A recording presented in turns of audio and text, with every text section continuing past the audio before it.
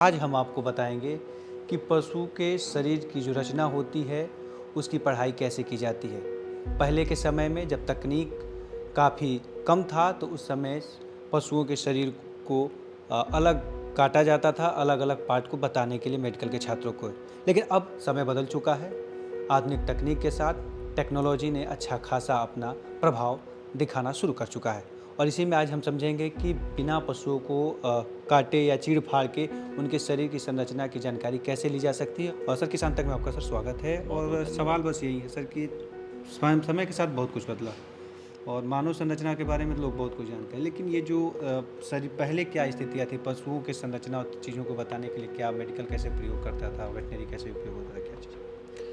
अंकित जी, पहले जो हमारे वेटरनरी काउंसिल ऑफ इंडिया एक गवर्निंग बॉडी है जो कि पूरे भारत के जितने भी वेटनरी कॉलेज हैं सबों को गवर्निंग करता है। तो पहले जो था, जो भी हम अपने बच्चे को, जैसे जो डिपार्टमेंट है पशु शरीर रचना विभाग, इसके तहत हम अपने जितने भी विद्यार्थी हैं जो पढ़ते हैं उनके हर एक पशु के नॉर्मल संरचना के बारे में पढ़ाते थे। इसके लिए क्या होता था कि पहले एनिमल को हम लोग स्लॉटर करते थे। स्लॉटर इन द सेंस, जो एनिमल डिजीज्ड है, फॉर्म से मिल गया, मरने के कगार पर है, तो उसको उसको विच्छेदन करके, जिसको काट कर करके हर एक नॉर्मल स्ट्रक्चर को बच्चे को पढ़ाते थे। इसके बाद बहुत पशु क्रूरता अधिनियम भी पारित हुआ भारत सरकार द्वारा। इसमें यह रोक लगाया गया कि आप किसी भी पशु को इस तरह से आप विद्यार्थियों को पढ़ाने के लिए उसका प्रयोग नहीं कर सकते हैं। तो इस लिहाज से एक बहुत अच्छा यंत्र बन करके आया है, एक इंस्ट्रूमेंट है जिसको हम लोग वर्चुअल डायसेक्शन टेबल के रूप में जानते हैं। इससे तहत जितने भी हमें एक विद्यार्थी को एक जो डॉक्टर बनाना है, 5.5 साल का जो कोर्स है, उसमें सभी तरह के इसमें जो कोर्स करिकुलम है उसके तहत ये बनाया गया है। तब इसमें क्या है कि हमारे ऑर्गेन्स, हर एक स्पेसिस को, क्योंकि वेटरनरी साइंस है, इसमें हम एक मुर्गी के बारे में, डॉग के बारे में, कैट, एलिफेंट और जो भी है डोमेस्टिकेटेड एनिमल, गाय हो गई, भैंस हो गई, घोड़े हो गए, इन सबों के बारे में पढ़ाना होता था। तो बहुत जगह ये चीज़ उपलब्ध नहीं हो पाता था। लोग इंतजार करते थे कि कहीं कोई घोड़ा मिले, मरा हुआ मिले, ताकि उसको ऑर्गन को निकालें फिर बच्चे को पढ़ाएं। गाय मिल जाए, गाय तो साधारणतः कहीं कहीं एक्सीडेंटल जो भी मिल जाता था। लेकिन अब है कि इसमें ऐसा आ गया है जिसके तहत से हम अपने विद्यार्थियों को पढ़ाने में काफ़ी हद तक लाभप्रद होते हैं। जैसे एग्जाम्पल, अब सबसे पहले जो एनाटॉमी विभाग होता है पशु शरीर रचना विभाग में, उसमें हम लोग हड्डी के बारे में, कि उसका नॉर्मल स्ट्रक्चर क्या है एनिमल्स का, उसके बारे में पढ़ाते हैं। तो आप देख रहे होंगे कि इसके तहत जो क्या है, आप एक बड़ी सी स्क्रीन बना हुआ है, तो इसमें हम इसको रोटेट करके भी, बड़ा बना करके भी किसी भी ऑर्गन्स को हम पढ़ाते हैं, जिससे बच्चे को बहुत ही अच्छी तरह से समझने में सुविधा हो जाती है। और इस पर जो एनिमल्स, जो हमारे पशु हैं, उनको किसी भी तरह का, क्योंकि एनिमेटेड है और इस पर किसी तरह से उसको हार्म पहुंचने की कोई चीज़ नहीं। तो एक कहा जाए कि जो डिजिटल की बात होती है, डिजिटल स्मार्ट क्लास, डिजिटल तमाम चीज़ों की सरकार, केंद्र सरकार बात कर रही है, बिल्कुल। उसी तरह से अब वेटनरी का भी मेडिकल हाँ, कहीं ना कहीं पूरी तरह से डिजिटल हो चुका है। राइट। अब चीड़ फाड़ वाली ज़रूरतें शायद हाँ, नहीं है। नहीं है।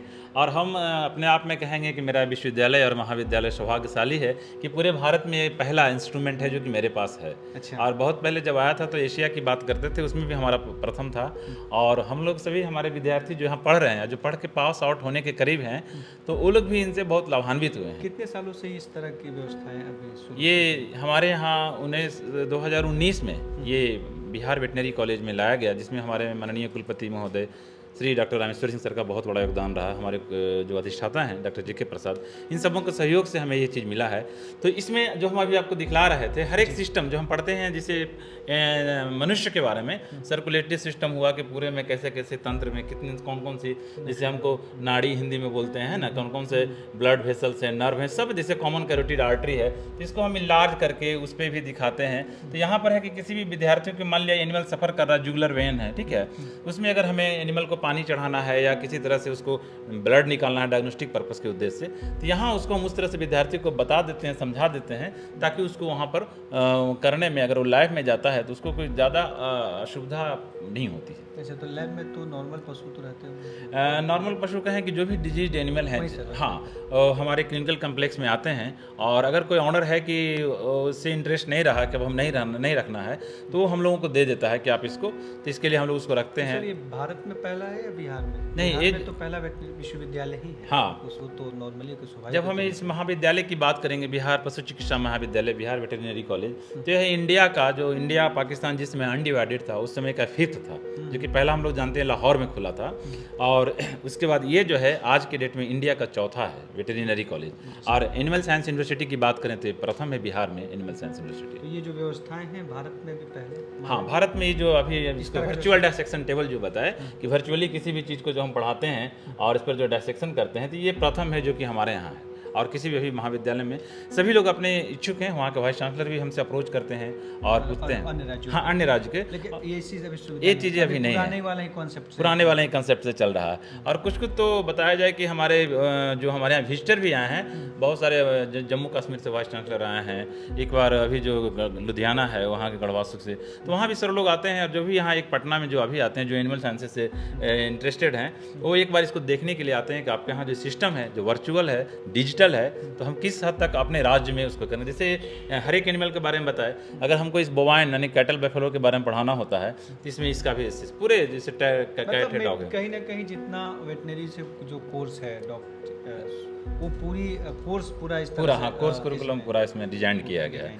कुछ दिन पहले जो हमारा एम्स पटना में खुला है, वो भी लाए हैं, लेकिन वहाँ पर उनके पास ये एनिमल साइंस है, वो तो मेडिकल कॉलेज है, तो इसमें एनिमल्स ह्यूमन बींग का उन्होंने अपना रखा है। अच्छा। लेकिन वेटरनरी कॉलेज में कहीं भी आज के डेट में ये चीज़ नहीं है। तो ये है समय की मांग, और समय की मांग को बखूबी विश्वविद्यालय ने समझा और आज बच्चों को डिजिटल के दौर के साथ जोड़ने का प्रयास किया जा रहा है। लेकिन इसी दौर में हमारे साथ जो विद्यार्थी हैं, जो आने वाले समय में पशु चिकित्सक के तौर पे उनकी पहचान होगी, उनसे थोड़ा सा समझते हैं कि इस तरह की व्यवस्थाओं से कितना उन्हें सुधार हो रहा है और कितने पढ़ाई में और अध्ययन में कितना उनको मदद मिल रहा है। और हमारे साथ पूरे हैं। अपना नाम परिचय बताइएगा। सक्षम कौन से अभी? प्रथम वर्ष का छात्र। तो इस तरह की व्यवस्थाएं से कितना सक्षम आपको लगता है कि बेहतर है, या क्या देखते हैं? ये हमारे लिए बहुत ही बेहतरीन है, क्योंकि जैसा कि हम जानते हैं कि बिहार सरकार ने बहुत हद तक प्रतिबंधित कर रखा है डायसेक्शंस को, तो इसकी मदद से हम वर्चुअली हर चीज़ को देख सकते हैं और समझ सकते हैं। जैसा कि सर्जरी और मेडिसिन और सबका रीड एनाटॉमी ही होता है, तो हमें ये जानना बहुत आवश्यक है कि जानवर का कौन सा अंग कहाँ पर मौजूद होता है, तो इसकी मदद से हम हर अंग के बारे में अच्छे से देख सकते हैं।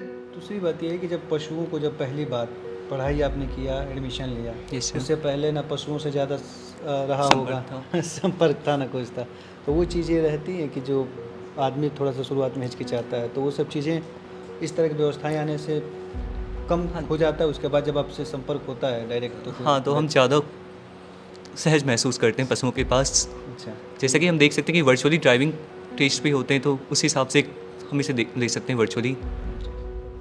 तो जी हाँ, बिहार का वेटनरी कॉलेज पटना और में इस तरह की जो व्यवस्थाएं डिजिटलाइजेशन के डिजिटल की तरह से पूरी व्यवस्थाएं की गई हैं, वर्चुअल जैसे बच्चों को पढ़ाया जा रहा है, पशु संरचना की तमाम जानकारियां दी जा रही हैं। और ये डॉक्टर साहब के अनुसार बिहार का नहीं बल्कि देश का पहला इस तरह का व्यवस्था है। उम्मीद करते हैं आपको ये वीडियो पसंद आया होगा। खेती कृषि से जुड़ी हुई तमाम बड़ी खबरों के लिए देखते रहिए किसान तक। नमस्कार। हमसे है दुनिया, हमें कुछ करके दिखाना है। मिट्टी मेरी, सेहत मेरी, खेती का नया जमाना है। किसान तक खाना है तो उगाना है।